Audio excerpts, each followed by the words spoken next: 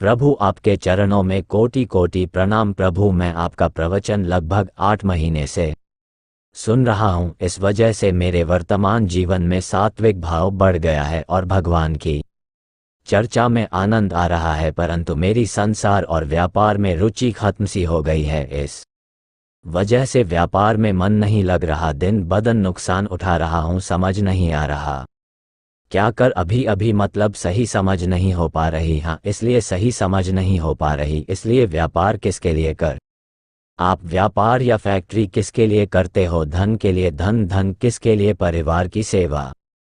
परिवार के रूप में कौन है? परमेश्वर ही है। हाँ, परमेश्वर ही है, नहीं परमेश्वर है। हर चीज का निराकरण हो जाएगा। पहले आप इस बात को मान रहे हैं ना कि परिवार और समाज सेवा के लिए अर्थ कमाना जरूरी है। अर्थ क्या दी? चाहे किसानी करना पड़े, नौकरी करना पड़े, व्यापार करना पड़े, यह जरूरी है। भगवान हमें जीवन दिए हैं, दो का एक है मन और एक है तन। अब मन से अगर हम राम कृष्ण हरि बोल रहे हैं और तन से खूब मेहनत कर रहे हैं तो हमें कोई परेशानी नहीं। अब इसमें जैसे बात आता है कि व्यापार में हमें झूठ बोलना पड़ता है, तो मुझे लगता है कि अगर हम सत्य बात को स्वीकार करें तो हमारा भ्रम खत्म हो जाएगा। झूठ बोलने से हम धनी हो जाए। सब पूरी दुनिया झूठ बोल रही और शांति को प्राप्त है। और कौन ऐसी धनी है? धनी उसे कहते हैं जिसके हृदय से आशा खत्म हो जाए कि अब हमें और कुछ चाहिए। पक्का धनी वही है जिसके हृदय से धन की आशा खत्म हो जाए। अगर धन की आशा है तो भिखारी है, धनी है क्या? ये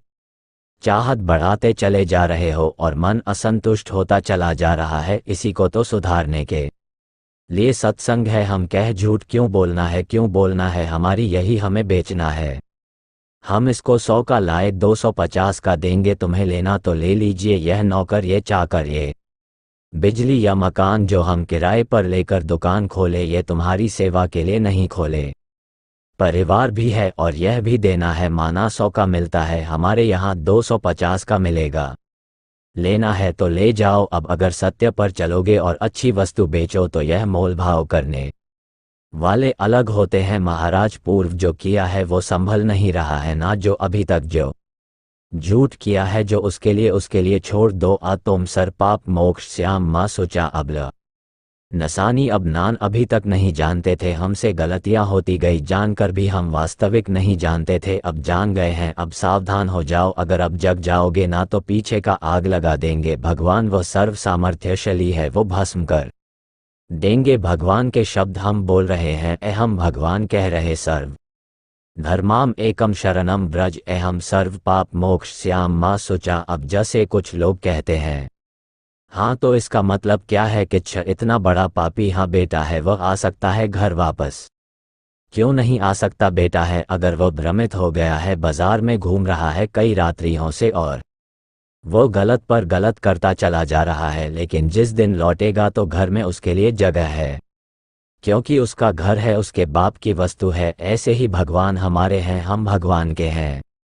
हम माया में भूल गए, भ्रमित हो गए, हमसे बहुत सी गलतियां हो गई। जब हम लौटकर कान पकड़ेंगे आके ना प्रभु के सामने, तो वह कह रहे हैं हम तुम सर्व पापे मोक्ष श्याम माँ सोचा। पर शाम के कान पकड़ा, सुबह से फिर वही शुरू। तो फिर वह करेंगे तो फिर भी कृपा करेंगे। उनका स्वभाव यह कृपालु, पर दूसरी कृपा करेंगे, फिर कठोर कृपा करेंगे और वह अपने लोग झेल नहीं सकते। जब वो कठोर कृपा करते हैं तो फिर त्र मच जाता है। इसलिए अगर वास्तविक अपने से गलतियां हुई हैं और हम हृदय से स्वीकार कर ले कि हमसे गलतियां हुई हैं और हम प्रयास ये करें कि हमसे गलती ना हो, फिर भी हो जाए तो कोई बात नहीं। समझना हमारा प्रयास है कि अब गलती नहीं होगी, लेकिन पूर्वाभ्यास। ब्रह्मारी पर अंगुल 2 अंगुल तो पहिया घसीट गया ना पूरा, चाहे ब्रक में खड़े हो जाओ। रफ्तार से गाड़ी चल रही थी ना, अब धीरे धीरे उसको हम ब्रक में लाए और एकदम ब्रक मार दिया। एक रफ्तार में ब्रक नहीं लगती है, उसको पहले धीरे में लाया जाता है। अगर रफ्तार में तो फिर गाली पलट जाएगी। अच्छा, धीरे से कितना भी आप ब्रक मारो तो इतना तो सरकी जाएगा। तो इतनी गुंजाइश तो रहती है कि आज के बाद हम कभी नहीं करेंगे। तो इतनी गुंजाइश उसमें कभी ऐसा हो सकता है, तो उसमें निराश नहीं होना। उसमें जैसे गिर गए हम तो वह में पड़े नहीं रहना, तुरंत फिर खड़े हुए और कमर कसी के क्यों गिर गए। ये बात ध्यान देना है कि कौन सी त्रुटि हुई जिससे गिर गए। अब आगे से ये भी त्रुटि नहीं।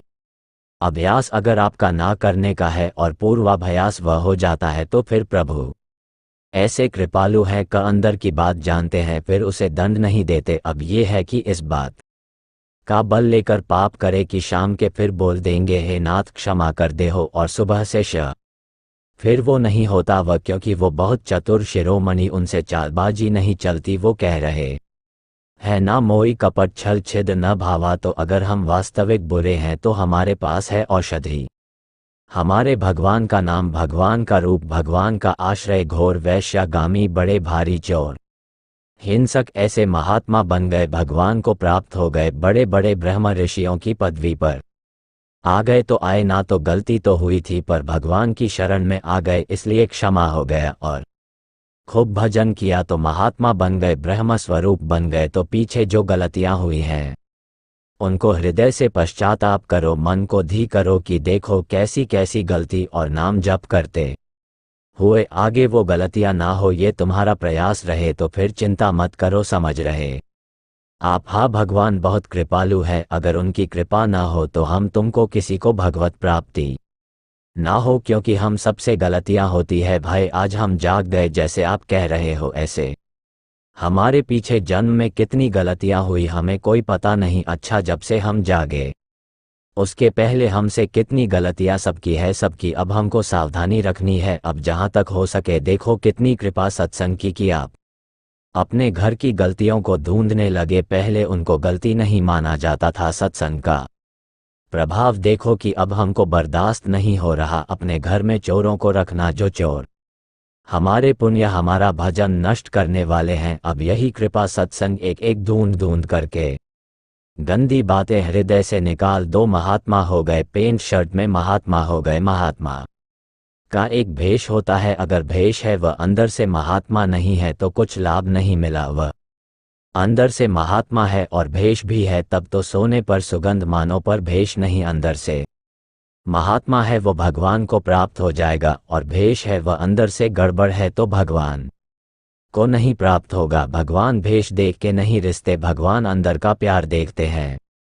प्यार देख के खते हैं, बस बहुत कृपा है, संभाल लो इसको। अब नाम जप करो और पीछे की चिंता मत करो ना, पीछे की चिंता। बहुत कृपालु भगवान है, बहुत कृपाल। श्री हरिवंश गुरुदेव श्री ह गुरुदेव, मैं आप में गुरु भाव रखता हूँ, और पहले भी मैंने गुरु बना रखा है, तो मैं गणेश जी की उपासना करता हूँ। गुरुदेव जब से आपको सुना है अंदर एक क्रांति सी घट गई है, और बस राधा राधा ही जलता है। तब गुरुदेव दोनों में मैं क्या करूं, मेरे को पहली बात तो ये देखना है कि गुरु बनाने की वस्तु नहीं होती, गुरु स्वयंभू है, स्वयं वस्तु है ना। हम भाव अर्पित करते हैं गुरुदेव में। गुरु बनाने का भाव का मतलब होता है हम अपने भाव अर्पित करते हैं, और उस भाव में देह भाव होता है, अंतःकरण भाव होता है, और स्वभाव होता है। ये तीनों अर्पित किए जाते हैं तभी गुरु को स्वीकार आपने किया है, आप गुरु के शरणागत है। जब तीनों को अर्पित कर दे भाव, स्थूल तन और अंतःकरण का भाव, मना आदि का सूक्ष्म शरीर और स्वभाव कारण शरीर, उस पर ब्रह्म परमात्मा स्वरूप गुरुदेव को गुरुदेव बनाने का मतलब होता है परतंत्रता स्वीकार करना, माया की परतंत्रता से मुक्त होने के लिए गुरु की अधीनता स्वीकार करना। जब तक शरीर से, मन से और वाणी से हम गुरुदेव के अधीन नहीं हो जाते, तब तक ये माया की अधीनता से मुक्त नहीं हो सकते। चाहे शिव बर्चिस होई, गुरु बिन भवनी तरे न कोई, गुरु के बिना कोई नहीं है आपका। राधे राधे।